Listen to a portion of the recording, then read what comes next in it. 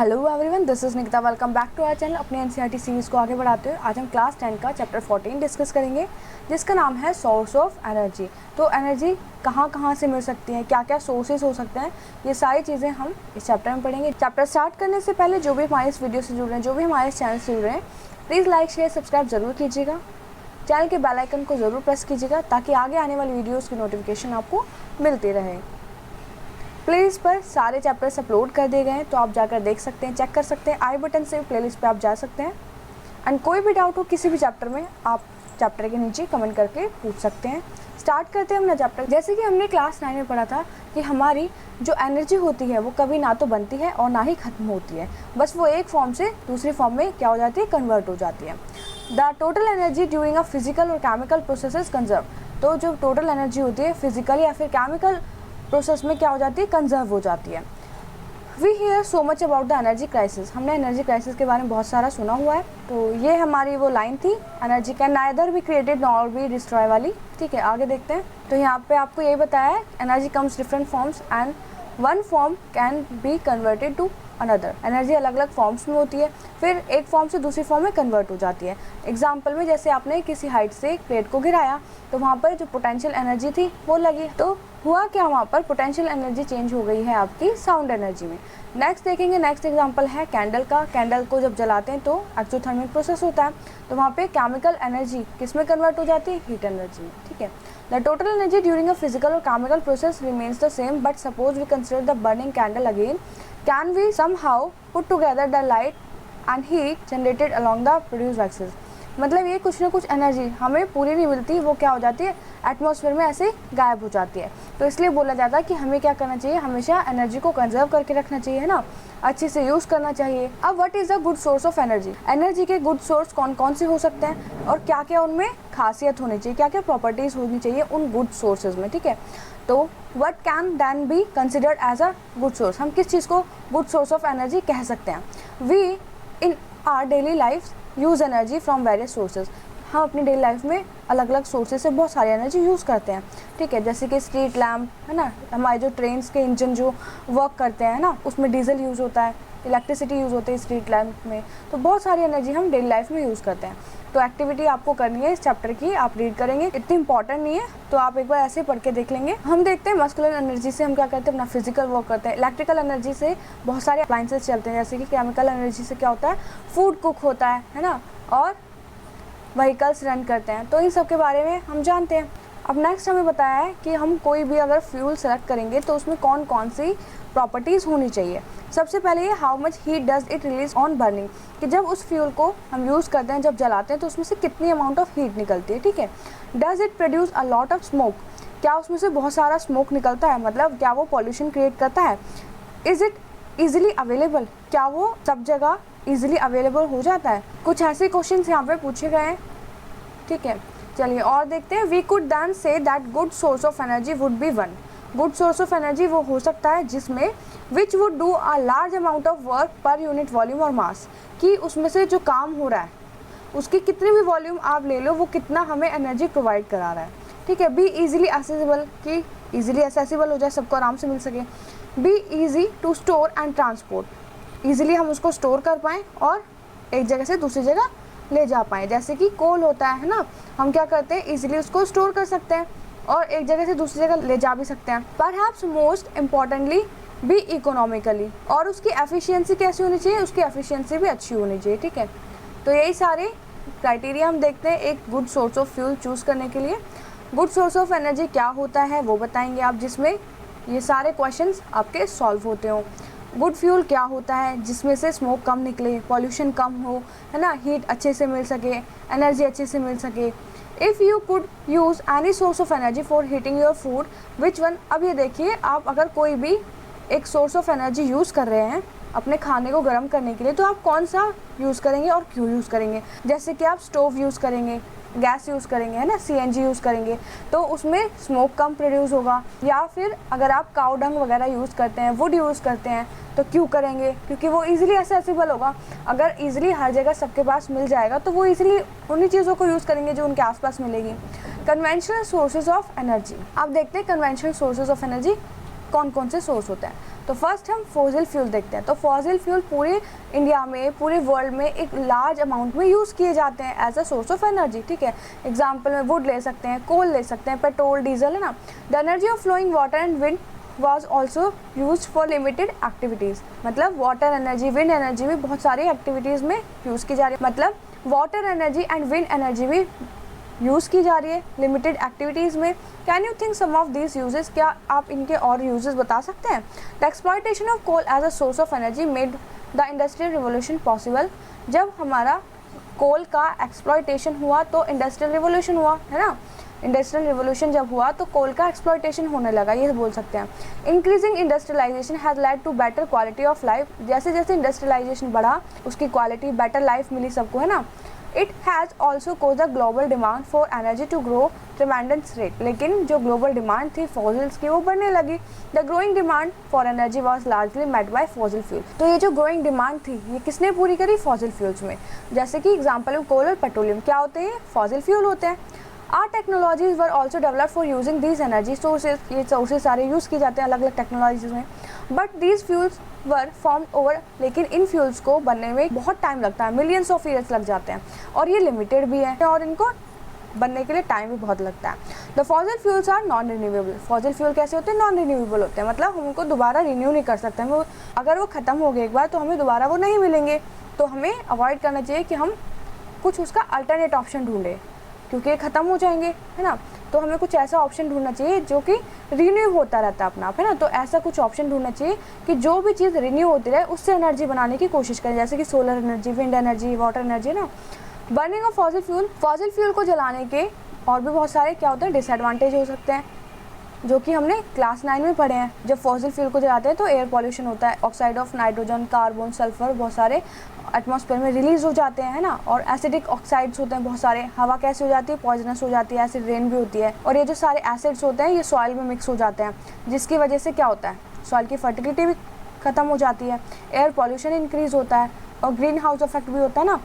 Gases like carbon dioxide, कौन सी gases से green house effect होता है? कार्बन डाइऑक्साइड जैसी गैसों से। अब हमने देखा था कि ग्रीन हाउस क्या होता है, ऐसे ना ग्लास का घर बना देते हैं और उसमें ना क्या होता है कि उसमें सोलर एनर्जी आके ट्रैप हो जाती है ना। और जो अंदर के प्लांट्स होते हैं उनको भरपूर एनर्जी मिल जाती है, भरपूर ऊर्जा मिल जाती है, तो वो ग्रो करते हैं, हीट मिल जाती है। तो ऐसे ही कुछ सिचुएशन बन जाती है जब एटमॉस्फेयर में बहुत सारे हार्मफुल गैसेज हो जाते हैं, तो जितनी भी हार्मफुल रेडिएशंस आती है वो एटमॉस्फेयर में ट्रैप होकर रह जाती हैं, जिसकी वजह से अर्थ का टेम्परेचर बढ़ता जाता है। The pollution cause by burning fossil fuels. तो पॉल्यूशन कैसे बढ़ता है? जब हम फॉसिल फ्यूल को जलाते हैं तो बहुत सारा पॉल्यूशन इंक्रीज होता है ना। अब ये जो पॉल्यूशन इंक्रीज हो रहा है बर्निंग ऑफ फॉसिल फ्यूल से, हम इसको कैसे कम कर सकते हैं? हम फॉसिल फ्यूल जो हम यूज़ कर रहे हैं उसकी एफिशिएंसी को बढ़ा करके इस पॉल्यूशन के अमाउंट को कम कर सकते हैं। कैसे? कि मान लीजिए कोई भी आपका फ्यूल है, अगर उसमें से हीट ज़्यादा निकल रही है, पूरी तरह से जल जाता वो, तो क्या होगा? उसकी एफिशिएंसी बढ़ जाएगी और पॉल्यूशन उसमें से कम निकलेगा। जैसे आप देखते हैं फॉसिल फ्यूल जलाते हैं तो उसमें बहुत सारा धुआं निकलता है, अगर वो धुआं उसमें से ना निकले, है ना, पॉल्यूशन उसमें से ना निकले, तो क्या होगा? आपकी कुछ ऐसी टेक्निक आप यूज़ कीजिए कि ऐसा हो कि हार्मफुल गैसेस उसमें से कम निकले और सराउंडिंग में कम जाएँ, या फिर आप इसको कोई अल्टरनेट ऑप्शन ढूंढिए, है ना। तो अल्टरनेट ऑप्शन क्या हो सकते हैं वो भी देखते हैं। तो आपको करनी है ये एक छोटी सी एक्टिविटी। इसमें जैसे ये आपका ये प्रेशर कुकर है, तो जब खाना बनाते हैं तो यहाँ से जो भी आपका प्रेशर रिलीज़ होता है, अगर आप उसको एक पाइप से अटैच कर दें और यहाँ पर ये ऐसे फ़ैन लगा दिया आपने, जब इस प्रेशर से फ़ैन घूमेगा और यहाँ पे एक डायनामो लगा लीजिए, जो क्या करेगा?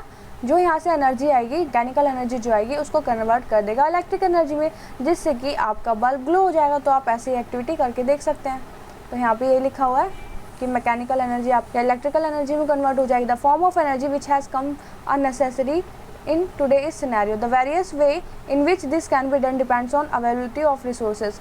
चलिए, तो ये इसमें और कुछ नहीं लिखा, यही सब लिखा हुआ है। अब देखते हैं थर्मल पावर प्लांट क्या होता है। Large amount of fossil fuels are burn every day in power station to heat up water to produce steam which further runs to turbine to generate electricity. बहुत सारा फॉसिल फ्यूल जलाया जाता है power station में, किस लिए? पानी को गर्म करने के लिए। पानी गर्म होता है तो उसमें से स्टीम निकलती है ना। अब स्टीम जो निकलती है वो टर्बाइन में यूज हो जाती है। टर्बाइन क्या करता है? इलेक्ट्रिसिटी जनरेट करता है। The transmission of electricity is more efficient than transporting coal. The transmission of electricity is more efficient than the transporting of coal and petroleum over the same distance. तो electricity का transmission efficiently हो जाता है in respect of transporting coal petroleum, ठीक है। तो इसलिए जो ज़्यादातर थर्मल प्लांट्स होते हैं वो कोल और ऑयल फील्ड्स के पास लगाया जाता है। The term thermal power plant is used since fuel is burn to produce heat energy which is converted into electricity energy. तो यहाँ से आप नोट डाउन करेंगे कि ये जो थर्मल पावर प्लांट है, ये जो टर्म है, ये यूज़ होती है जैसे जहाँ पे फ्यूल्स का यूज़ हो रहा है हीट एनर्जी में ना, और क्या बनाया जा रहा है, उससे इलेक्ट्रिसिटी बनाई जा रही है, कन्वर्ट किया जा रहा है ना। यहाँ पे हीट एनर्जी कन्वर्ट हो रही है इलेक्ट्रिक एनर्जी में। यहाँ पर जो स्टीम बनी थी, वाटर को जब बॉयल किया था, जो स्टीम बनी थी वो वाली हमारी हीट यूज़ हो रही है इलेक्ट्रिसिटी बनाने में। हाइड्रो पावर प्लांट्स देखते हैं। Another traditional source of energy was the kinetic energy of flowing water और potential energy of water at height. तो काइनेटिक एनर्जी और पोटेंशियल एनर्जी जो वाटर से मिलेगी वो भी यूज़ होती है as a source of energy. कैसे? Hydro power plants convert the potential energy of falling water into electricity. Hydro power plants लगाए जाते हैं, उसमें क्या होता है कि जब ऊपर से पानी गिर रहा होता है, जैसे झरने हैं कहीं पर, नीचे टरबाइन लगा दिए जाते हैं कि जो ऊपर से पोटेंशियल एनर्जी आ रही है वो इलेक्ट्रिसिटी एनर्जी में कन्वर्ट हो जाती है। Since there are very few waterfalls which could be use as a source of potential energy, hydro power plants are associated with dams. तो डैम्स के पास वहाँ पर हाइड्रो पावर प्लांट लगाए जाते हैं, इलेक्ट्रिसिटी बनाई जाती है वहाँ पर। In the last century a large number of dams were built all over the world. तो पूरे वर्ल्ड में लास्ट सेंचुरी में बहुत सारे ऐसे डैम्स बनाए गए। As we can see from a quarter of our energy requirement. तो हमारी 1/4 जो एनर्जी की रिक्वायरमेंट होती है वो हाइड्रो पावर प्लांट से ही पूरी हो जाती है। इंपॉर्टेंट डायग्राम्स हैं, इनको देखते चलिएगा। देखिए कैसे यहाँ पर एक रिजर्वायर है, यहाँ पे पानी पूरा स्टोर किया हुआ है और इतना सारा पानी ऊपर से यहाँ पे ऊपर से गिरेगा यहाँ पर, है ना। थोड़ा सा यहाँ पे पोर्शन खोल दिया जाता है तो पानी एकदम तेज़ी से आता है। यहाँ पे लगे होते हैं टरबाइंस की हेल्प से क्या होता है, यहाँ पे पावर जनरेट हो जाती है, इलेक्ट्रिसिटी जनरेट हो जाती है। In order to produce hydel electricity, अगर हाइडल इलेक्ट्रिसिटी प्रोड्यूस करनी होती है, high rise dams are constructed, ऊपर ऊंचे डैम्स बनाए जाते हैं रिवर्स के ऊपर to obstruct the flow of water, जहाँ पे फ्लो ऑफ वाटर को रोका जाता है ना, पानी के बहाव को। Collect water in a large reservoir, एक बहुत बड़े रिजर्वेयर में पानी इकट्ठा किया जाता है। Water level rise and in this process the kinetic energy of flowing water gets transform into potential energy. यहाँ पे क्या होता है कि जो फ्लोइंग वाटर है, जो वाटर क्या हो रहा है, फ्लो कर रहा है, उसमें काइनेटिक एनर्जी फ्लो कर रहा है, तो उसकी काइनेटिक एनर्जी पोटेंशियल एनर्जी में क्या होगी कि कन्वर्ट हो जाएगी। The water from high level in the dam carried through pipes, और ऊपर से फिर पाइप्स के थ्रू पानी नीचे लाया जाता है, टरबाइन लगाई जाती है यहाँ पर, वही पूरा प्रोसेस जो हमने अभी देखा। Since the water in the reservoir would be refilled each time it rains, और ये पानी बार बार कहाँ से आता है, रेन आती है ना, बारिश आती है तो वहाँ से फिल हो जाता है। We would not have to worry about hydro electricity sources getting used up the way fossil fuels would get finished one day. तो हमें इसी तरीके के कुछ क्या अल्टरनेट ऑप्शन लेने हैं, क्योंकि फॉसिल फ्यूल तो एक दिन ख़त्म हो जाएंगे।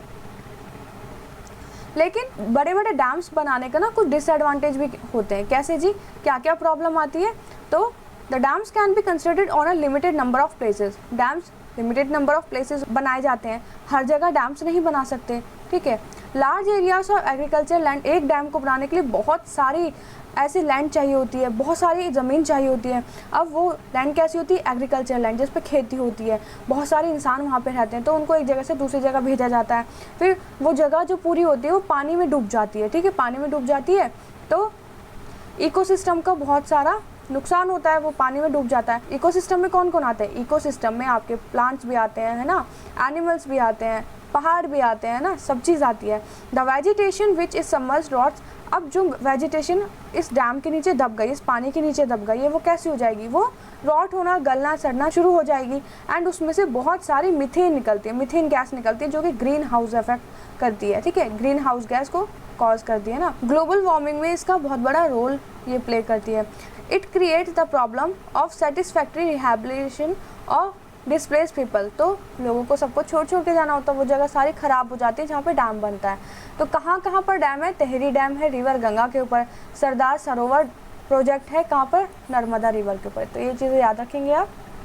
Improvements in the technology for using conventional source of energy, अब क्या करना है, टेक्नोलॉजी में इम्प्रूव करना है ताकि ये जो कन्वेंशनल सोर्सेज जो हमने ऊपर पढ़े हैं ना, इनको हम यूज़ कर सकें, ठीक है। तो फर्स्ट है बायोमास। अब ये बायोमास क्या है? We mention earlier that wood has been used as a fuel for long time. जैसे हमने देखा कि सबसे पहले लकड़ियाँ यूज़ होने लगी फॉसिल फ्यूल के रूप में ना, फ्यूल के रूप में हमने सबसे पहले वुड्स का यूज़ किया। If we can ensure that enough trees are planted, a continuous supply of firewood can be assured. अगर हम ये इंश्योर करें कि हम जितने पेड़ काटेंगे उतने ही लगाएंगे, तो हमें कंटिन्यूअस फायर के लिए कंटिन्यूअस वुड हमें मिलती रहेगी, ठीक है। You must also be familiar with the use of cow dung, और हम काउ डंग के कब यूज़ करते हैं as a fuel. The large livestock population India, this can also ensure a steady source of fuel.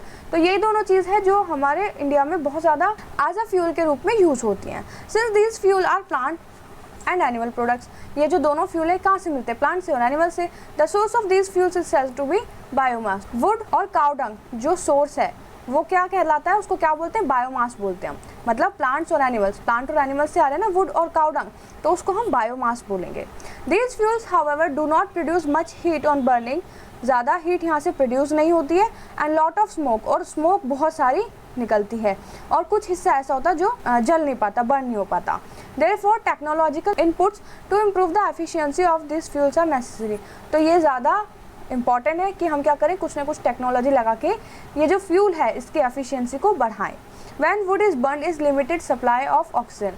अगर जब हम कभी वुड को जलाएंगे और वहाँ पे ऑक्सीजन कम होती है, water and volatile materials present in it get removed and charcoal is left, तो क्या होगा कि वो कोल अच्छे से जल नहीं पाएगा, वो वुड अच्छे से जल नहीं पाएगी और कोल बन जाएगी, चारकोल बन जाएगी। अब हम क्या देखेंगे, जब चारकोल को जलाते हैं ना, तो चारकोल एक तो बिना फ्लेम के जलती है, स्मोकलेस होती है और बहुत ज़्यादा क्या देती है, हीट निकालती है। तो कोल की जो एफिशिएंसी है वो वुड से ज़्यादा होती है। सिमिलरली अब काउ डंग के लिए देखते हैं। Various plant materials like the residue after harvesting the crops, vegetable waste and sewage are decomposed in the absence of oxygen to give a biogas।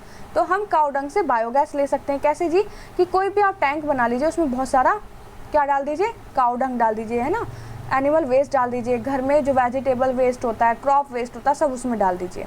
अब होगा क्या, इसको बंद करेंगे तो यहाँ पे ऑक्सीजन की सप्लाई रुक जाएगी, तो यहाँ एब्सेंस ऑफ ऑक्सीजन हो जाएगी। Since the starting material is cow dung, जो हमारा स्टार्टिंग मटेरियल हमने इसमें डाला था वो क्या था, काउ डंग था। अब इसमें से जो गैस प्रोड्यूस होगी ना, उसको हम गोबर गैस भी बोलते हैं। Biogas is produce in plant, तो यहाँ पे बायोगैस या गोबर गैस वो बन जाएगी। ये है उसका डायग्राम, इम्पॉर्टेंट है, याद रखिएगा। The plant has dome like structure built with the bricks, तो ये पूरा यहाँ पर ना इसको डिस्क्राइब किया हुआ है कि कैसे बनाया। तो आपने ईंटों का एक डोम सा बना दिया ऐसे, इसमें काउ डंग डाल दिया, वाटर डाल दिया, अब उसको मिक्स करा है ना। डाइजेस्टर इज सील्ड चैम्बर, अब इसमें क्या आपने डाइजेस्टर डाल दिए। डाइजेस्टर क्या है, सील्ड चैम्बर है in which there is no oxygen, जहाँ पर ऑक्सीजन नहीं है। ये यहाँ पे डाइजेस्टर लगा देंगे, इसके अंदर फिर ऑक्सीजन की सप्लाई बंद हो जाएगी, ठीक है। अब यहाँ पे जो माइक्रो ऑर्गेनिज्म है, कौन से, एनारोबिक वाले। एनारोबिक मतलब जो बिना ऑक्सीजन के वर्क करते हैं, जिनको ऑक्सीजन की जरूरत नहीं पड़ती। That do not require oxygen to decompose और break down the complex compounds of cow dung slurry. तो इन माइक्रो ऑर्गेनिज्म को डिकम्पोज करने के लिए ऑक्सीजन की जरूरत नहीं पड़ेगी, तो यहाँ पे अपना वर्क करेंगे। It takes a few days, कुछ दिन लेंगे डिकम्पोज करने के लिए, एंड जनरेट गैसेज। और कौन कौन सी गैसेज यहाँ से जनरेट होगी, methane, carbon dioxide, hydrogen, hydrogen sulphide. The biogas is stored in the gas tank above the digester. तो गैस ही स्टोर कहाँ होगी, तो ये इस डाइजेस्टर के ऊपर एक गैस टैंक बनाया जाएगा जहाँ पे ये गैस स्टोर होगी। अब पाइप के थ्रू इस गैस को बाहर निकाला जाएगा और आप इसको यूज़ कर सकते हैं। तो 75% मीथेन गैस निकलती है इसमें से। इट बर्न्स विदाउट स्मोक, तो गैस है तो स्मोक नहीं निकलेगी, कोई रेसिड्यू नहीं होता है, ठीक है। और जैसे धुआं, ऐश वगैरह निकलता है वुड से, वो नहीं निकलेगा। चारकोल एंड कोल बर्निंग में से जो ये ऐश वगैरह निकलता है, ये इस गैस में से कुछ नहीं निकलेगा। इट्स हीटिंग कैपेसिटी कैसी होगी, हाई होगी। Biogas is also use for lightning, ये गैस जो हमने यहाँ से प्रोड्यूस करी है इसको लाइटनिंग के लिए भी यूज़ कर सकते हैं। अब जो स्लरी बचेगा इसके अंदर, वो एक मैन्योर की तरह काम करेगा, जो कि नाइट्रोजन में रिच होगा, फॉस्फोरस में रिच होगा। Large scale utilisation of bio waste and sewage material provides as a safe and efficient method of waste disposal. तो यहाँ पर हमने दो मेथड पढ़ लिए। एक में हमने क्या किया, चारकोल और वुड का देखा कैसे हम उसको एफिशिएंट बना सकते हैं। दूसरा हमने काउ डंग का देखा कैसे हम उसको एफिशिएंट बना सकते हैं। नेक्स्ट देखते हैं विंड एनर्जी, कि विंड को कैसे यूज़ कर सकते हैं as a source of energy. तो हमने क्लास 9 में पढ़ा कि हमारी पूरी अर्थ पे कहीं पे सर्दी है, कहीं पे गर्मी है, मतलब एयर का प्रेशर कैसा, कहीं पे गर्म हवाएं, कहीं पे ठंडी हवाएं चलती हैं, है ना। तो प्रेशर की वजह से आपके हवा क्या करती है, गर्म एरिया से ठंडे एरिया में मूव करती है। तो ये जो मूवमेंट ऑफ एयर है इसको हम विंड बोलते हैं, है ना। जो हमारी चलती हुई हवा है उसको हम विंड बोल देते हैं। This kinetic energy of the wind can be use to do work. तो कैसे, ये जो हमारी हवा चल रही है, मूव कर रही है, तो इसमें काइनेटिक एनर्जी होगी, तो इस काइनेटिक एनर्जी को हम अपने काम के लिए यूज़ कर सकते हैं। This energy was harnessed by wind mills in the past to do mechanical work. तो ये ऐसे बड़े बड़े विंड मिल लगा दिए जाते हैं पंखे, और जब हवा चलती है तो इसको घुमाती है। टरबाइंस की हेल्प से क्या होता है कि जो मैकेनिकल एनर्जी होती है, जो हवा की काइनेटिक एनर्जी से जो घूम के यहाँ पे मैकेनिकल एनर्जी जो बनती है, वो कैसे इलेक्ट्रिसिटी में कैसे कन्वर्ट हो जाती है, तो वो पढ़ेंगे हम यहाँ पे। This energy harnessed by wind mills in the past to do mechanical work. For example in water lifting pump, तो वाटर लिफ्टिंग जो पंप होते हैं, the rotatory motion of wind mill is utilise to lift water from well. तो पानी निकालने के लिए इन wind mill का भी यूज़ होता है कुओं से। Today wind energy is also use generate electricity, और आजकल इलेक्ट्रिसिटी के लिए भी ये यूज़ हो रहे हैं। Wind mill essentially consist to a structure similar to a large electric fan erected some height on a rigid support. तो एक सपोर्ट देके बड़ा सा पंखा यहाँ पे लगा दिया जाता है। To generate electricity, electricity generate करने के लिए जब रोटेटरी मोशन होता है, आपकी जब हवा चलती है तो क्या करती है, इसको पंखे घुमाती है, और टरबाइन क्या करता है, उस एनर्जी को, यहाँ पे जो एनर्जी मिली, यहाँ पे जो वर्क हुआ, उसको इलेक्ट्रिक जनरेटर्स की हेल्प से क्या अब इलेक्ट्रिसिटी बन जाएगी वहाँ पर, है। The output of a single wind mill is quite small and can not be use commercial purpose. तो खाली एक ही विंड मिल होगा तो उसे कमर्शियल पर्पज़ के लिए यूज़ नहीं कर पाएंगे, एनर्जी कम बनेगी। तो बहुत सारे विंड मिल लगाए जाते हैं आगे, which is known as wind energy farm, जिसको हम विंड एनर्जी फार्म भी बोलते हैं, जहाँ पे बहुत सारे विंड मिल आपको मिलेंगे। The energy output of each wind mill is farm is coupled together to get electricity on a large scale. तो कमर्शियल स्केल पे हमें क्या, बहुत सारी इलेक्ट्रिसिटी फिर मिल जाती है वहाँ पे ना, इन विंड एनर्जी फार्म से। तो हमने देखा कि ये कैसे वर्क करता है। ये है डू यू नो, बहुत इंपॉर्टेंट है, कुछ फैक्ट्स दिए होते हैं यहाँ पे, कुछ नहीं होता। और Denmark is called the country of wind. Denmark को हम कंट्री ऑफ विंड बोलते हैं। वहाँ पे जो 25% वहाँ की जो इलेक्ट्रिसिटी की नीड है वो इन्हीं से पूरी हो जाती है। In terms of total output Germany is the leader, कि टोटल आउटपुट कितना आ रहा है इस वाली एनर्जी को यूज़ करें, तो जर्मनी क्या है, लीडर है। इंडिया की रैंक क्या है, 5th है विंड एनर्जी को यूज़ करने, प्रोडक्शन कराने में ना। और it is estimated that nearly 45,000 megawatt of electric power can be generated if India wind potential is fully exploited। ठीक है, तो इतनी एनर्जी आप प्रोड्यूस कर सकते हैं, और भी ज़्यादा कर सकते हैं जितने आप विंड मिल लगाएंगे।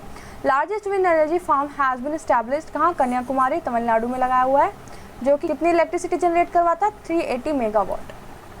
तो याद करेंगे इसको भी।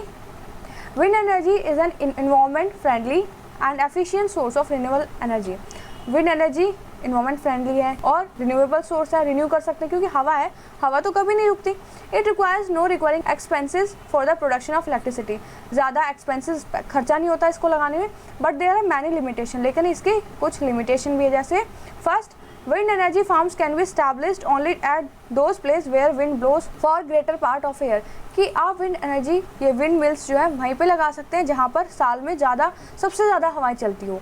विंड स्पीड शुड ऑल्सो भी, और विंड की स्पीड कितनी हो चाहिए, 50 किलोमीटर पर आवर। इसकी टरबाइन जो है ना, जो पंखे हैं ये घूमते रहने चाहिए ना, टरबाइन की स्पीड है मेंटेन रहनी चाहिए। और क्या होता है, there should be some backup facilities to take care of energy needs during a period when there is no wind. तो ऐसी कुछ बैकअप फैसिलिटीज़ भी लगानी होती है कि जब विंड ना चल रही हो तो क्या एक बैकअप की तरह वो एनर्जी यूज़ कर सके उस टरबाइन को चलाने में। Establishment of wind energy farms require large area, बहुत सारा एरिया चाहिए होता है। 1 मेगावाट जनरेटर, 1 मेगावाट जनरेटर को लगाने के लिए कम से कम 2 हेक्टेयर की लैंड की जरूरत पड़ती है। The initial cost of establishment of farm is quite high. Establishment करते हैं, स्टार्टिंग करते हैं इस विंड मिल को लगाने की, तो तब जो हमारी कॉस्ट आती है थोड़ी सी हाई होती है। Moreover since the tower and blades are exposed to the vagaries of nature like rain, sun, storm and cyclone, they need a high level of maintenance. अब ये जो पंखे हैं, ये पूरा विंड मिल जो है ये ऐसे ओपन इन्वायरमेंट में लगा हुआ है, तो इसकी मेंटेनेंस के लिए बहुत सारा खर्चा होता है। ठीक है, बड़े बड़े साइक्लोन, रेन, सन सबसे बचाने के लिए इसको मेंटेन भी करना पड़ता है। What are the disadvantages of fossil fuel. Fossil fuel की डिसएडवांटेज बतानी है कि एक तो ये लिमिटेड अमाउंट में है ना, रीन्यू नहीं कर सकते, और इसमें से स्मोक बहुत ज़्यादा निकलता है, एफिशिएंसी कम होती है। What are we looking at alternate source of energy. तो हम alternate source of energy, wind energy है ना, बायोगैस और हाइड्रो पावर्स, इन सबको यूज़ कर सकते हैं। How has the traditional use of wind and water energy can be modified for convenience, कि जो ट्रेडिशनल वे, जो पुराने वे चल रहे थे विंड और वाटर एनर्जी को यूज़ करने के, वो किस तरीके से अब मॉडिफाई कर दिए गए हैं। तो मॉडिफिकेशन ही हमने देखा, ये सब मॉडिफिकेशन ही तो किया है ना। चलिए आगे देखते हैं। नेक्स्ट है अल्टरनेटिव और non conventional sources of energy. With technological process, our demand for energy increases day by day. Our lifestyle are also changing. We use machines to do more and more tasks. जैसे जैसे हमारी demand बढ़ती जा रही है, हमारी lifestyle change हो रहा है, तो अब हमें ज़्यादा से ज़्यादा मशीनों की ज़रूरत पड़ती है अपने काम करने के लिए। Our basic requirement are also increasing as industrialization empowers our living standards. तो हमारी जो बेसिक रिक्वायरमेंट्स है वो भी बढ़ती जा रही है जैसे जैसे इंडस्ट्रियलाइजेशन इंप्रूव होता जा रहा है, लिविंग स्टैंडर्ड भी हाई होते जा रहे हैं। तो 14.4 एक्टिविटी करके देखेंगे आप। As our demand of energy increases, जैसे जैसे हमारी एनर्जी की डिमांड बढ़ती जा रही है, we need to look for more and more sources of energy. तो अब हमें ज़्यादा से ज़्यादा से सोर्सेज ढूंढने हैं, किसके, एनर्जी के। We could develop the technology to use the available और known sources of energy more efficient and look to new sources of energy. तो हमारे आसपास जो सोर्सेज हैं उनको हम एनर्जी की तरह यूज़ करें और नए से नए सोर्सेज भी हमें ढूंढने हैं एनर्जी के लिए। Any new source of energy we see to exploit would new specific devices develop with the source in mind we shall look.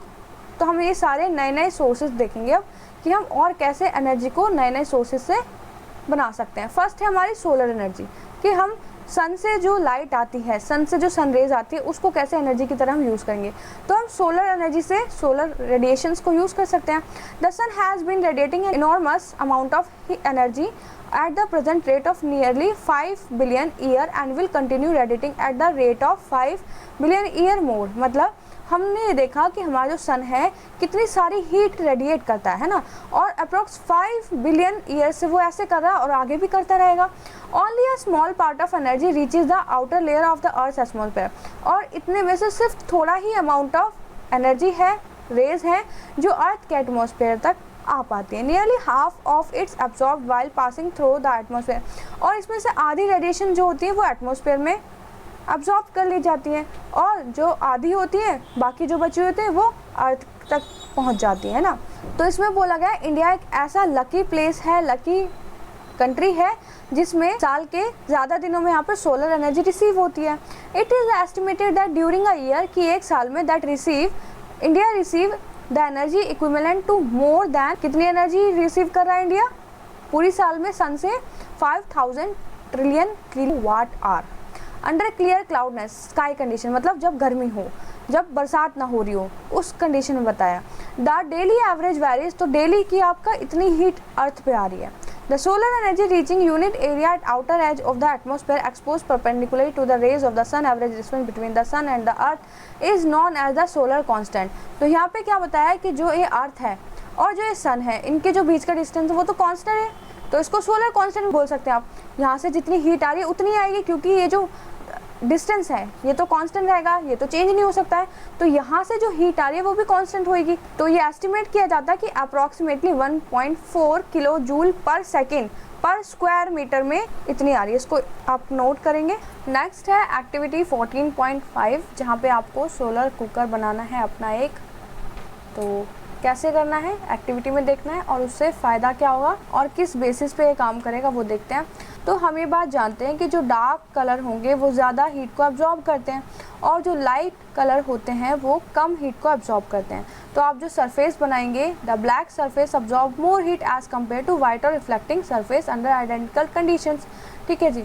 Solar cookers and solar water heaters use this property in their working. तो यहाँ पर पूरा ये देखिए black कर दिया गया है ताकि ज़्यादा से ज़्यादा हीट यहाँ पे आ सके। यहाँ पे मिरर लगा दिया है, हीट जब यहाँ पर आएगी, यहाँ से जैसे आपने देखा था ना ग्रीन हाउस इफेक्ट में, वो जो ग्रीन हाउस बनाते हैं हम, जो घर बनाते हैं वहाँ पे शीशे का बनाते हैं, तो ज़्यादा से ज़्यादा हीट क्या होती है, ट्रैप हो जाती है। तो उसके बाद प्रॉपर हीट यहाँ पे जो प्लांट्स होते हैं उनको मिल पाती है। तो वही हम यहाँ पे कराएंगे। यहाँ पे हमने मिरर लगाया है, ज़्यादा से ज़्यादा हीट यहाँ पर आएगी, अब्जॉर्ब हो जाएगी, और फिर वो क्या करेगी, रिफ्लेक्ट करेगी। ठीक है, तो उससे खाना पक जाएगा। तो some solar cookers achieve a high temperature by using mirrors to focus the rays to the sun. यहाँ पे फोकस हो जाएगा। Solar cookers are covered with a glass plate, और ग्लास प्लेट से कवर कर रखा है। तो बस यहाँ पे बोला गया है। 14.6 एक्टिविटी देख लीजिएगा। नेक्स्ट पढ़ते हैं सोलर सेल पैनल के बारे में। It is to see that these devices are useful only at certain times during the day. ऊपर हमने जो सोलर कुकर की बात करी है, हम उसको दिन में सिर्फ स्पेसिफिक टाइम के लिए देख सकते हैं ना, स्पेसिफिक टाइम के लिए यूज़ कर सकते हैं जब रेज आ रही हो, जब सनलाइट आ रही हो। तो इसकी एक ये लिमिटेशन है, तो हमें कुछ ऐसा इंतज़ाम करना है, ऐसी टेक्निक देखनी है कि जब ये लाइट ना आ रही हो, जब सन रेज ना आ रही हो, जैसे बरसात का मौसम है, तो हम कैसे कुछ और चीज़ यूज़ कर सकें ना। तो जब सनरेज ना आ रही हो तब हम क्या करें, तो इस प्रॉब्लम से ओवरकम करने के लिए हम बनाएंगे सोलर सेल पैनल को। A typical cell develops a voltage 0.51 volt and can produce 0.7 volt of electricity when exposed to the sun। अगर इस सोलर पैनल को एक्सपोज कर दिया जाए सन के अंदर तो 0.5 वोल्टेज बन जाते हैं, 0.7 वॉट आपकी इलेक्ट्रिसिटी बन जाएगी यहाँ पर ना, इतने वोल्टेज में इतनी बन जाएगी। A large number of solar cells are combined in a arrangement called solar cell panel. जब बहुत सारे सोलर पैनल अटैच कर दिए जाते हैं, बहुत सारे सोलर सेल जब अटैच कर दिए जाते हैं तो बनता है solar cell panel that can deliver enough electricity for practical use, जो कि हमें इतनी इलेक्ट्रिसिटी दे देता है कि हमारी प्रैक्टिकल यूज़ के लिए इनफ हो जाती है वो। द प्रिंसिपल किस प्रिंसिपल पर वर्क करता है? With solar cells are that they have no moving part, require little maintenance and work quite satisfactorily without the use of any focusing device। मतलब यहाँ पे कोई फोकसिंग डिवाइस का यूज़ भी नहीं हुआ, लिटिल मेंटेनेंस है इसका, ठीक है, और इसमें कोई भी मूविंग पार्ट नहीं होता कि हवा आएगी और हिलता रहेगा ना, टूट जाएगा, तो ऐसा कुछ नहीं होता इसमें। अनदर एडवांटेज क्या है इसके, is that they can be set up in remote and inaccessible hamlet or very sparsely inhabited area in which laying of power transmission line may be expensive or not commercially।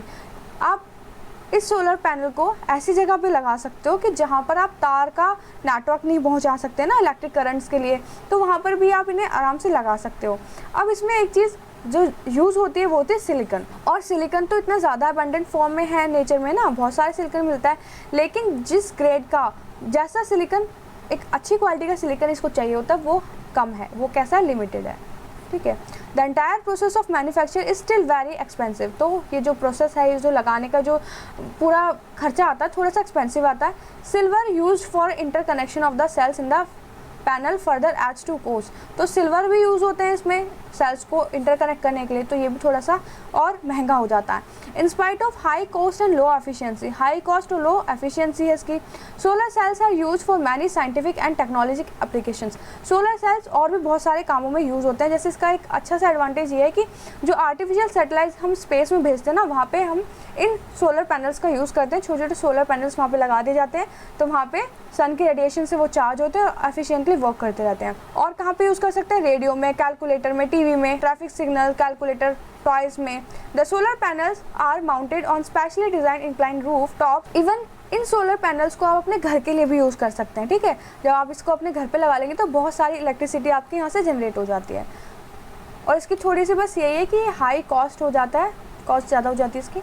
अब हमें use करनी है जो सी से हम energy किस तरीके से यूज़ कर सकते हैं ना, तो इसमें पढ़ेंगे हम tidal energy, wave energy, ocean thermal energy. चलिए पढ़ते हैं। Due to gravitation pull of mainly the moon on the spinning earth. तो जैसे ये अर्थ है, ये है मून, तो यहाँ पे ग्रेविटेशन वर्क करता है। तो ग्रेविटेशन की वजह से क्या होता है कि जो ये अर्थ में सी का वाटर है, जो पानी है, वो ग्रेविटेशन पुल हो जाता है टुवर्ड्स द मून। और जब पानी ऊपर की तरफ उठता है, ग्रेविटेशन है तो पानी ऊपर की तरफ उठता है फिर नीचे गिरता है, तो इससे जो टाइड्स बनते हैं, मतलब जो लहरें बनती हैं, उसको यूज़ किया जाता है एनर्जी बनाने के लिए, ठीक है। तो वही हम देखेंगे राइज और फॉल जो होता है सी का। If you live near the sea और ever travel to some place, तो आपने कभी अगर सी में देखा होगा जो उठती और गिरती हुई लहरें ना, किस तरीके से पूरे दिन चेंज होती रहती हैं। This phenomena is called high low tides and the difference in sea level give rise a tidal energy. इसी से क्या करते हैं? टाइडल एनर्जी बनाते हैं। Tidal energy is harnessed by constructing a dam across a narrow opening to the sea. तो एक dam बनाया जाता है नैरो ओपनिंग में, कहाँ? सी की नैरो ओपनिंग में, थोड़ी सी जगह में डैम बनाया जाता है। A turbine fixed at a opening of the dam converted to tidal energy to electricity. ठीक है, यहाँ पे देखिए वो लगा है कि सी में एक डैम बनाया गया और वहाँ से एक नैरो पतली सी ओपनिंग खोल दी है कि जब भी यहाँ से लहर उठेंगे एकदम से वो नीचे गिरेंगे तो उस नैरो ओपनिंग में बहुत तेज़ी से पानी जाएगा। तो तेज़ी से जब पानी जाएगा तो यहाँ पे बनेगी आपकी टाइडल एनर्जी। इस एनर्जी को यूज़ करेंगे इलेक्ट्रिसिटी बनाने में। इस टाइडल एनर्जी बनाने के लिए जो लोकेशंस चाहिए वो बहुत ज़्यादा लिमिटेड हैं, तो इसलिए ये डैम भी अच्छे से नहीं बन पाते। वेव एनर्जी देखते हैं। The kinetic energy possessed by huge waves near the seashore can be trapped by similar manner to generate electricity। जो मूविंग एयर है हमारी, उसकी वजह से जो आपका जो सी और ओशन है उसका पानी में ऊपर नीचे उठता है तो इसमें ना काइनेटिक एनर्जी होती है। उस काइनेटिक एनर्जी को हम यूज़ करते हैं इलेक्ट्रिसिटी बनाने में, ठीक है। The waves are generated by strong winds. जो तेजी से जो हवाएं चलती हैं वो इन लहरों को बनाती है ना। आपने देखा हो कभी सी शोर्स पे, किनारों पे, तो ये जो लहरें होती हैं इनको यूज़ करते हैं इलेक्ट्रिसिटी बनाने के लिए। Wave energy would be viable proportional only where waves are very strong. तो ये एनर्जी वहीं पे बना सकते हैं जहाँ पे वेव्स कैसी हो, स्ट्रॉन्ग हो। Wide variety of devices have been developed to trap wave energy and rotation of turbine and production of electricity. तो बहुत सारे डिवाइसेस हमें लगते हैं इलेक्ट्रिसिटी को प्रोड्यूस करने में ना। टरबाइन लगाते हैं ताकि रोटेशन हो और फिर काइनेटिक एनर्जी है वो किस में कन्वर्ट हो जाए, इलेक्ट्रिकल एनर्जी में। नेक्स्ट देखते हैं ocean thermal energy. The water at the surface of the ocean or sea is heated by the water is deeper section is little cold। तो यहाँ पे क्या बोला है कि जो आपके ओशियंस और सीज होते हैं, सन की रेडिएशंस की वजह से ऊपर वाला पानी गर्म हो जाता है और नीचे वाला क्या है, एज कम्पेयर टू ऊपर वाले पानी के नीचे वाला ठंडा होता है। तो इस चीज़ को हम यूज़ करते हैं एनर्जी बनाने में, ठीक है। These plants can operate if the temperature difference between the water at the surface and the water depth up to 2 kilometre is 20 kelvin या फिर 20 डिग्री सेल्सियस और मोर। तो ये प्लांट आपके वहीं पर लगाए जाते हैं। ऊपर वाला पानी गर्म है, नीचे वाला ठंडा है। हर 2 किलोमीटर पे अगर ऐसा डिफरेंस दिखाई देता है तो ये प्लांट वहीं पे लगाए जाते हैं। The warmer surface water is use to boil a volatile liquid like ammonia. तो यहाँ पर एक ऐसा लिक्विड यूज़ किया जाता है जो कि वॉलेटाइल है, अमोनिया, जो जल्दी गर्म हो जाता है, ठीक है। अब जल्दी गर्म हो जाएगा तो वेपर्स बनेंगे तो उन वेपर्स को ना कलेक्ट कर लिया जाएगा, है ना, and then use to run the turbine of generator. उन वेपर्स को यूज़ करेंगे, कलेक्ट करेंगे, किस लिए, टरबाइन को चलाने के लिए। The cold water from the depth, और जो नीचे का कोल्ड वाटर होगा, depth of the ocean is pumped up and condensed water again to liquid. ये जो वेपर्स बने ना, इस वेपर्स को कंडेंस करने में जो नीचे का ठंडा पानी है उसको लिया जाता है, उसको यूज़ किया जाता है। The energy potential from the sea, जैसे कि tidal energy, wave energy, ocean thermal energy is quite large but efficient commercially exploitation is difficult. तो ये इसका एक डिसएडवांटेज भी है। नेक्स्ट देखते हैं जियोथर्मल एनर्जी क्या होता है। तो जियोथर्मल एनर्जी में आप क्या देखेंगे कि जो हमारी अर्थ है उसमें क्रस्ट मेंटल कोर, ठीक है। अब इसमें से लावा निकलता, मैग्मा निकलता। तो होता क्या है कि जब लावा निकलता है तो वो ऊपर पहुंचेगा, लावा निकलता अर्थ सरफेस के ऊपर पहुंचता है। अब रॉक्स में पड़ते हैं क्रैक, रॉक्स में जो हमारे लेयर है ना इसमें क्रैक पड़ते हैं और ये लावा यहीं पे ट्रैप रह जाता है, कभी कभी बाहर नहीं निकल पाता, है ना। तो बाहर नहीं निकल पाता, तो अब यहाँ तो गर्म है ना, यहाँ पे तो ये लावा तो गर्म है, तो इसके आसपास जो पानी प्रेजेंट होगा ना यहाँ पे वाटर सरफेस में, वो भी गर्म हो जाता है। तो कहीं पर अगर सॉफ्ट रॉक होता है तो वहाँ से ये पानी एकदम स्प्रिंग की तरह निकलता है, फुहारे की तरह, ठीक है, फुहारे की तरह निकलता है और ये पानी कैसा होता है, गर्म होता है। यहाँ पे ना भाप बनती है, बहुत सारी भाप बनती है, तो वहाँ पे टरबाइंस लगाए जाते हैं और इसको यूज़ किया जाता है इलेक्ट्रिसिटी बनाने के लिए।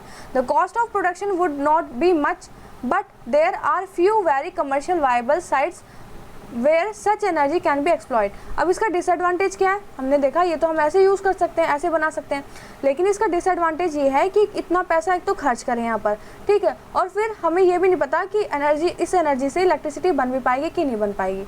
और एक और चीज़ है कि ये जो जगहें हैं, ये जो जगह है जहाँ से हॉट स्प्रिंग्स भी जिनको बोला जाता है, ये कम है। तो एग्जांपल में न्यूजीलैंड, यूनाइटेड स्टेट्स, वहाँ पर ये जगह है तो वहाँ पर ये एनर्जी यूज़ करी जाती है, ठीक है, इस तरीके से एनर्जी वहाँ पर बनाई जाती है। अब देखते हैं न्यूक्लियर एनर्जी क्या है। How is nuclear energy generated, किस तरीके से न्यूक्लियर एनर्जी जनरेट होती है। In a process called nuclear fission, हम क्या बोलते हैं इस प्रोसेस को, न्यूक्लियर फिजन बोलते हैं। The nucleus of heavy atom, हम एक ऐसा एटम लेते हैं जिसका न्यूक्लियस क्या, बहुत हैवी है, जैसे कि यूरेनियम, प्लूटोनियम, थ्योरियम। तो होता क्या है, इसके ऊपर लो एनर्जी के न्यूट्रॉन की बम्बार्डिंग करवाई जाती है। बम्बार्डिंग का मतलब, मान लीजिए एक बड़ा सा पत्थर है ये, और आप इसके ऊपर कंटिन्यूस बॉल मारते जा रहे हैं ना, लो एनर्जी की बॉल आप इसमें मारते जा रहे हैं, तो आपके मारते रहने से क्या होगा, ये ना छोटे छोटे पार्ट्स में क्या हो जाएगा, टूट जाएगा, और जब ये टूटेगा तो इसमें से बहुत सारी एनर्जी निकलेगी। तो इसी को बोलते हैं कि फ्यूजन हो रहा है और इसकी हम एनर्जी को यूज़ करते हैं, ठीक है। तो अब आगे पढ़ते हैं, इसमें क्या बोला गया, the fission of an atom of uranium for example produces 10 million times of energy. यहाँ पे लिखा है कि ये है कोल, और यहाँ पे आपका ये कोई भी एटम ले लिया है, मान लीजिए यूरेनियम ले लिया, तो यूरेनियम में से जो एनर्जी निकलेगी ना वो कोल के 10 मिलियन टाइम्स ज़्यादा होगी। तो देखिए कितनी सारी एनर्जी निकलेगी यहाँ से ना। तो in a nuclear reactor designed for electric power generation, such nuclear fuel can be part of self-sustaining fission chain reaction that release energy at a controlled rate। तो यहाँ पे बहुत सारी एनर्जी निकलती है, उसको कंट्रोल करना भी ज़रूरी है। The released energy can be use to produce steam and further generate electricity. तो जो एनर्जी यहाँ से प्रोड्यूस हुई ना उसको यूज़ करते हैं इलेक्ट्रिसिटी बनाने में, स्टीम को प्रोड्यूस करने में। In a nuclear fission the difference in mass, अब यहाँ पे जो एनर्जी निकल रही थी उनका जो मास का डिफरेंस है ना between the original nucleus and the product nuclear gets converted to energy, उसको एनर्जी में कन्वर्ट किया गया। ई क्या होती है, एनर्जी, और ये है mc स्क्वायर। सी स्क्वायर क्या है, स्पीड, किसकी, लाइट की, किसमें, वैक्यूम में। वैक्यूम का मतलब जहाँ पे एयर नहीं होती। तो ये फॉर्मूला हमें दिया किसने था, ये था एल्बर्ट आइंस्टाइन ने 1905, बस इतना इंपॉर्टेंट है। और इसकी वैल्यू याद रखिएगा यहाँ पर, ये वाली वैल्यू। नेक्स्ट देखते हैं, ये न्यूक्लियर पावर रिएक्टर्स कहाँ कहाँ पर है, ये जगहें आप याद रखेंगे। और यहाँ से इतनी इलेक्ट्रिसिटी बनती है कि 30% नीड पूरी हो जाती है। अब यहाँ पे डिसएडवांटेज क्या है, the major hazards of nuclear power generation is the storage and disposal of spent और used fuels, the uranium still decaying into harmful subatomic particles. तो इसका डिसएडवांटेज एक तो ये है कि स्टोरेज कैसे किया जाए, कहाँ पे किया जाए, और इसका जो डिस्पोजल मटेरियल निकलता है, वेस्ट जो निकलता है यूरेनियम ही होता है वो, है ना। अब उसमें और भी ना फ्यूजन होता रहता है, टूटता रहता है, वो रेडिएशन निकलते रहते हैं, तो वो भी अच्छे से उसको कहीं डिकम्पोज नहीं कर सकते। Improper nuclear waste storage and disposal result in environmental contamination. तो जब ये दोनों काम सही से नहीं हो पाएंगे तो इन्वायरमेंट में कंटामिनेशन हो जाएगा। फर्दर दे रहे थे रिस्क ऑफ एक्सीडेंट, अब यहाँ पे कोई भी एक्सीडेंट हो सकता है, न्यूक्लियर रेडिएशन लीक हो सकती है। The high cost of installation, पैसा बहुत सारा चाहिए इसमें इंस्टॉल करने के लिए न्यूक्लियर प्लांट को। High risk of environmental contamination है, and limited availability of uranium, uranium भी ज़्यादा नहीं है तो एडवांटेज नहीं है ज़्यादा। Nuclear energy was first use for destructive purpose, तो न्यूक्लियर एनर्जी पहली बार जब यूज़ की गई थी एक डिस्ट्रक्टिव पर्पस के लिए यूज़ की गई। आपने सुना होगा नागासाकी हिरोशिमा वाला case. The fundamental physics of the fusion chain reaction in nuclear weapon is similar to the physics of control nuclear reactor, but the two types of device are engineer quite differently. तो यहाँ पे अलग अलग तरीके से काम बताया। अब पढ़ते हैं न्यूक्लियर फ्यूजन क्या होता है। फ्यूजन का मतलब था टूटना, फ्यूजन का मतलब होता है एक और एक को मिलना, दो हो जाना। तो सबसे ज़्यादा जो एग्जाम्पल दिया जाता है वो हाइड्रोजन का ही दिया जाता है। कैसे, दो हाइड्रोजन को जब मिलाते हैं तो एक हीलियम बनता है। But there is another possibility of nuclear energy generation by safer process called nuclear fusion. ये थोड़ा सा सेफर प्रोसेस बताया गया है। Fusion means joining lighter, fusion means क्या है कि दो लाइटर मटेरियल को या दो मेटल्स को लाइटर न्यूक्लियस को जोड़ के एक बना देना, आइसोटोप बना देना, हीलियम।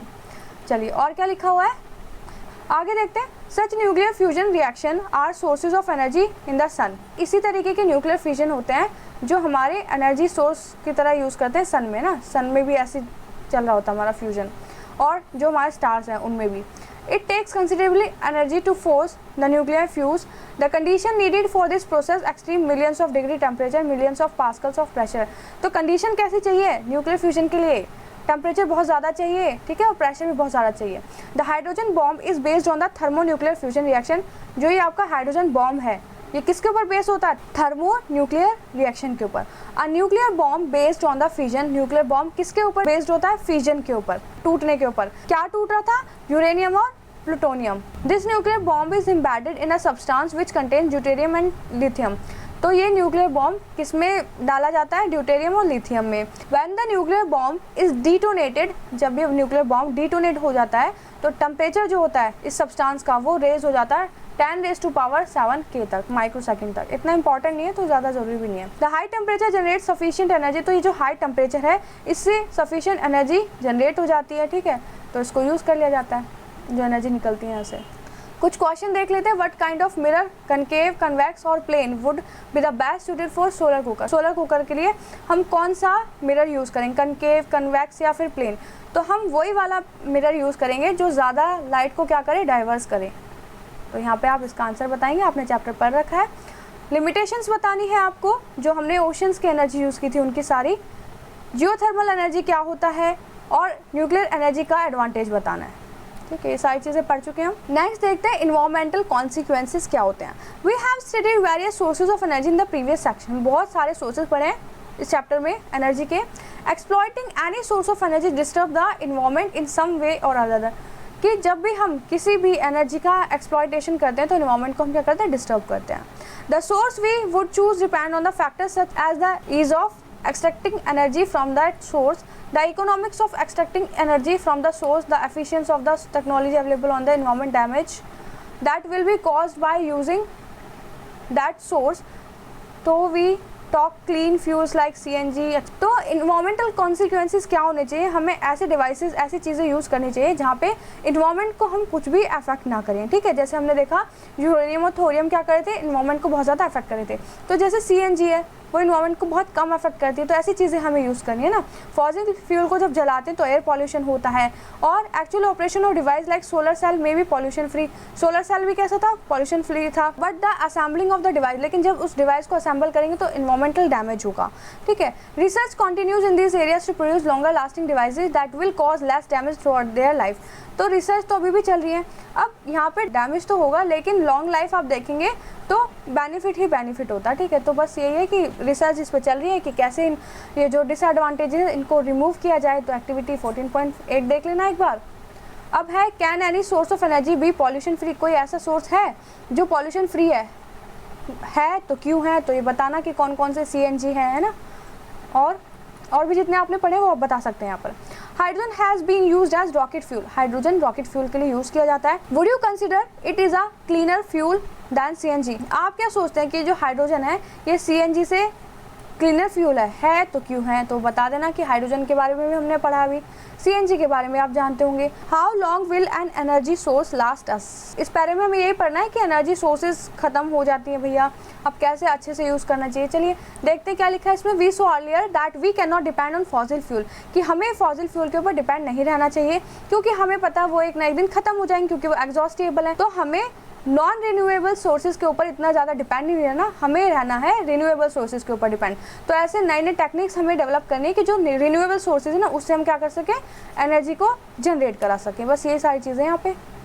तो renewable energy is available in are natural environment in the form of continuous repetitive current of energy. तो यहाँ पे रिपीटेशन होता रहता है, रिन्यू होती रहती है, नेचर में प्रेजेंट है, हम स्टोर कर सकते हैं, उसको यूज़ कर सकते हैं, ठीक है। तो एक्टिविटी देख लीजिएगा ये वाली। नेम टू एनर्जी सोर्सेज, ऐसे 2 एनर्जी सोर्सेज की बताना है आपको नाम, that you would consider to be renewable, जो कि रिन्यू हो सकते हैं, और अपना रीज़न भी देना। तो सारी रिन्यूएबल एनर्जी हम पढ़ चुके हैं। Give the names of 2 energy sources, ऐसे 2 एनर्जी सोर्सेज के नाम बताने that you would consider to be exhaustible, जो कि आप सोचते हैं कि ख़त्म हो जाएंगे, जैसे कोल है ना, चारकोल, वुड, पेट्रोलियम, और रीज़न बता देना कि कैसे बनने में भी टाइम लगता है ना उन्हें। यह है आपकी क्विक समरी जिसको आप रीड करेंगे और चैप्टर का एक छोटा सा ओवरव्यू लेंगे। एक्सरसाइज देखते हैं।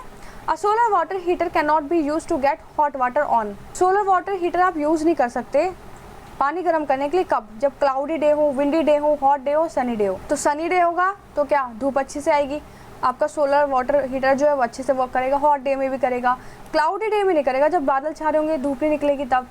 नेक्स्ट क्वेश्चन है, विच of the following is not an example of biomass energy source, गोबर गैस, वुड, न्यूक्लियर एनर्जी, कोल, कौन सा नहीं है बायोमास एनर्जी का सोर्स, तो वो है आपका न्यूक्लियर एनर्जी। नेक्स्ट क्वेश्चन देखते हैं, most of the sources of the energy we use represent stored solar energy, which of the following is not ultimately derive from the sun energy, कौन सा ऐसा सोर्स है जो कि सन से नहीं आता, तो यहाँ पे भी आंसर होगा nuclear energy. Compare and contrast fossil fuel and the sun as direct source of energy, तो आपको जो फॉसिल फ्यूल से एनर्जी मिल रही है जो सन से डायरेक्ट आ रही है, जितनी भी आपने एनर्जी सोर्सेज पढ़े हैं उनके लिमिटेशन, डिसएडवांटेज, एडवांटेज, वो सारे इसमें बता देने हैं। कंपेयर और कंट्रास्ट करना है बायोमास और हाइड्रो इलेक्ट्रिसिटी के बारे में, जो सोर्सेज थे ना उनके सोर्सेज जो एनर्जी ये हमने पढ़ा था दोनों पहले वो बताने हैं। लिमिटेशंस बताने हैं विंड एनर्जी, वेव्स एनर्जी और टाइड्स एनर्जी से जो हमें मिल रहे थे। On what basis would you classify energy source as, किस किस बेसिस पे आप एनर्जी सोर्स को क्लासीफाई करेंगे, renewable and non renewable, exhaustible and inexhaustible, मतलब किन किन बेसिस पे आप ये बताएंगे कि कोई सी एनर्जी रिन्यूएबल है, नॉन रिन्यूएबल है, एग्जॉस्टेबल है, इनएग्जॉस्टेबल है। तो are the option given in A and B the same, क्या ये जो दोनों ऑप्शन आपको दिए क्या ये सेम है, तो आपको इसका आंसर बताना बस। क्वेश्चन नंबर 8 में what are the qualities of ideal source of energy, जितनी भी क्वालिटी हमने आइडियल सोर्स की पढ़ी थी, पॉल्यूशन कम होना चाहिए, हाई एफिशिएंसी होनी चाहिए, इजी अवेलेबल हो जाए, चीप रेट में हो जाए, ये सारी बातें बता देनी है। एडवांटेजेस और डिसएडवांटेजेस बताने आपको सोलर कुकर के। Are there places where solar cookers would have limited utility, क्या कोई ऐसी जगह भी है जहाँ पे बहुत कम लिमिटेड यूटिलिटी है किसकी, सोलर कुकर की। What are the environmental consequences of the increasing demand for energy, environmental consequences क्या है जैसे आपकी डिमांड इंक्रीज होती जा रही है एनर्जी की, और कौन कौन से स्टेप्स आप सजेस्ट करेंगे एनर्जी रिड्यूस कंजप्शन के लिए। तो क्वेश्चन नंबर 10 ये लास्ट क्वेश्चन है इस चैप्टर का। तो यहाँ पे ये है कि इंडस्ट्री जैसे जैसे बढ़ती जा रही है, उनका यूज़ ज़्यादा हो रहा है, एनर्जी की डिमांड बढ़ती जा रही है। बस ये सारी बातें आपको बता देनी है, चैप्टर ख़त्म हो जाएगा। कोई भी दिक्कत हो किसी भी क्वेश्चन में, किसी भी पैरे में, तो आप ज़रूर कमेंट करके बताइएगा। एक वीडियो बनाएंगे फिर सेपरेट टॉपिक के लिए, अच्छे से उसको सॉल्व करेंगे, देखेंगे, वहाँ पर सारे डाउट क्लियर करेंगे।